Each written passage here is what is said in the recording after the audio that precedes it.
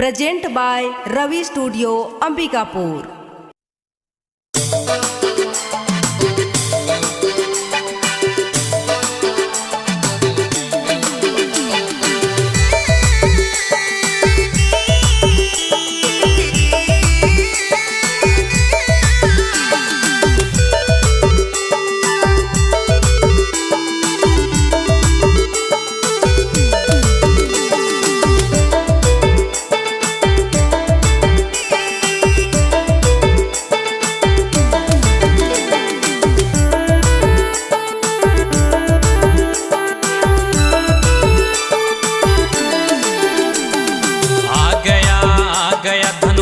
योजना कोई भी हो बीमार अब नहीं सोचना।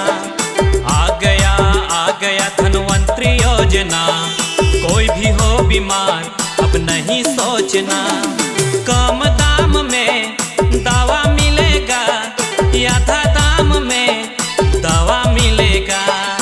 आ गया धनवंतरी योजना, कोई भी हो बीमार अब नहीं सोचना। कोई भी हो बीमार अब नहीं सोचना।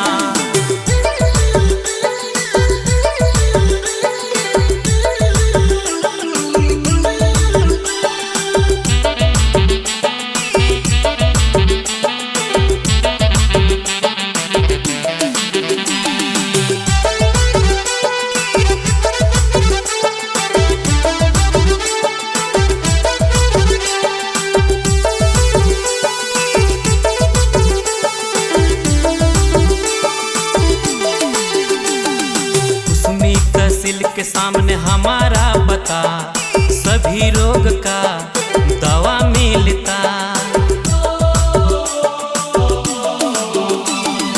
उसमें तहसील के सामने हमारा पता, सभी रोग का दवा मिलता। कम दाम में दवा मिलेगा, आधा दाम में दवा मिलेगा।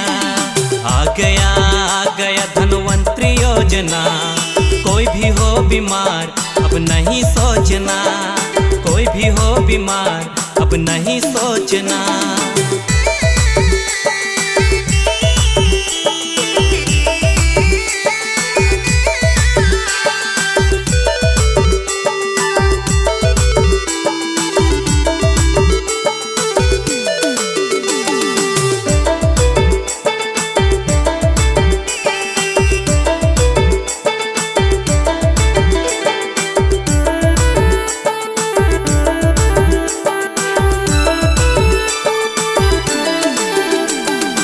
भूपेश काका के महत्वाकांक्षी योजना, सुबह 9 बजे से शाम 8 बजे तक दुकान खुलता।